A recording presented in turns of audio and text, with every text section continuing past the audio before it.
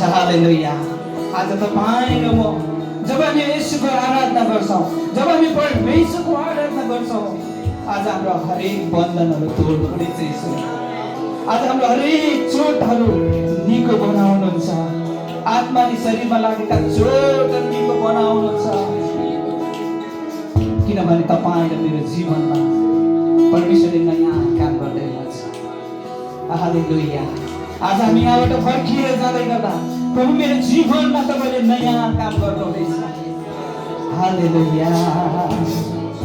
यस प्रभुले आज तपाईँ र मेरो जीवनमा चाहिँ नयाँ काम गर्न चाहनुहुन्छ। प्रियहरू, हामी परमेश्वरलाई भन्नु, प्रभु आज मेरो जीवनमा यो आराधना गर्दै गर्दाखेरि तपाईँले मेरो जीवनमा नयाँ काम गर्न सक्नुभएको छ, नयाँ काम गर्नुहुन्छ। आज तपाईँले मलाई आमाले बुबाले संसारले त्यागे तापनि परमेश्वरले कहिले त्याग्नु भएको छैन। अनि तपाईँ हाम्रो साथमा चाहिँ परमेश्वर सधैँ हुनुहुन्छ। तपाईँ गाह्रोमा हुँदै गर्दा, हामी समस्यामा हुँदै गर्दा त्यो समस्यामाथि चाहिँ परमेश्वर हाम्रो साथमा हुनुहुन्छ। यसकारण हामी परमेश्वरलाई धन्यवाद चढाउनेछौँ, हाम्रो हृदयबाट हामी प्रशंसा गर्नेछौँ। हामी हाम्रो जीवनमा परमेश्वरले छुटकारा ल्याउँदै हुनुहुन्छ, नयाँ काम गर्दै हुनुहुन्छ। हालेलुया।